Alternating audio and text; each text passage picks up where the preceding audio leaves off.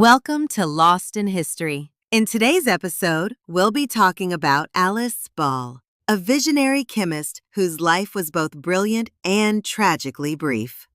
At just 24, she revolutionized treatment for Hansen's disease, better known as leprosy, but for decades her name was buried by time. Alice Augusta Ball was born on July 24, 1892, in Seattle, Washington, the third of four children to James Presley Ball Jr. and Laura Louise Ball. Her parents, both photographers, and in her father's case, also a journalist, editor, and lawyer, belonged to Seattle's middle to upper middle class Black community. Her grandfather, James P. Ball Sr., was among the earliest African-American daguerreotypists. As a child, Alice was immersed in a world of chemistry. Family photography wasn't just art, it was science, using mercury and iodine-based chemicals to develop images. It's no surprise young Alice grew to love chemistry. In 1902, they moved to Honolulu, hoping the warmer climate would ease her grandfather's arthritis. But sadly, he passed soon after. By 1905, the family returned to Seattle. Alice attended Seattle High School, now Garfield High, graduating in 1910 with top marks in science.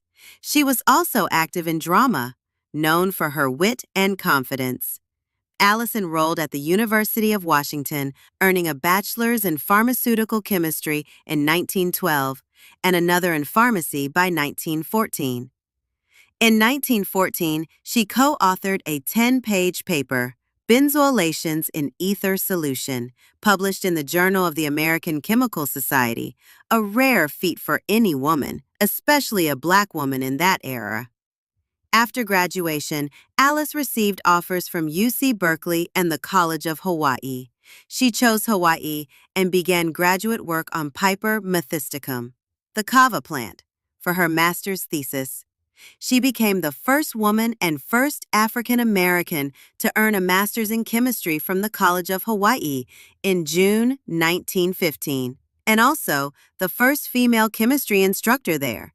At the time, leprosy, or Hansen's disease, is caused by Mycobacterium leprae. It carried immense stigma, with thousands quarantined on Molokai Island from the mid-1800s onward. The only thing showing promise was chalmogra oil, from seeds of Hydnocarpus woodsiyana, used in traditional Indian medicine since the 1300s. But in its original form, it was nearly useless. Topical application caused blisters, swallowing it made patients vomit, injections were thick and painful, often forming lumps under the skin.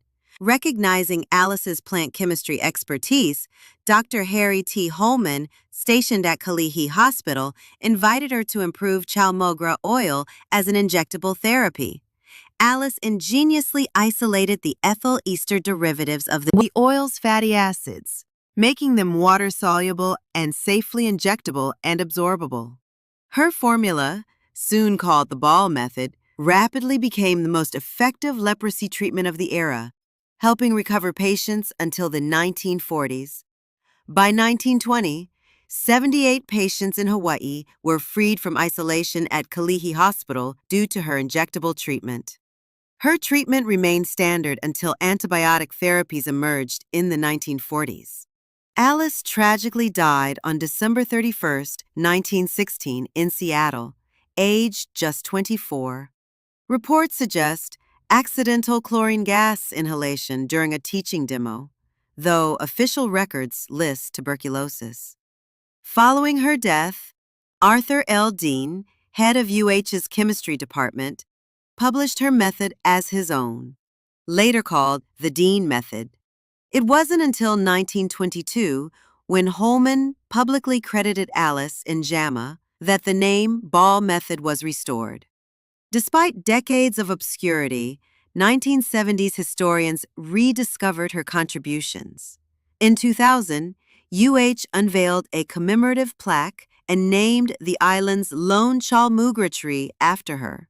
February 29th, Leap Day, became Alice Ball Day in Hawaii, celebrated quadrennially. In 2007, She received UH's Regents Medal of Distinction. Parks, scholarships, and busts now memorialize her everywhere.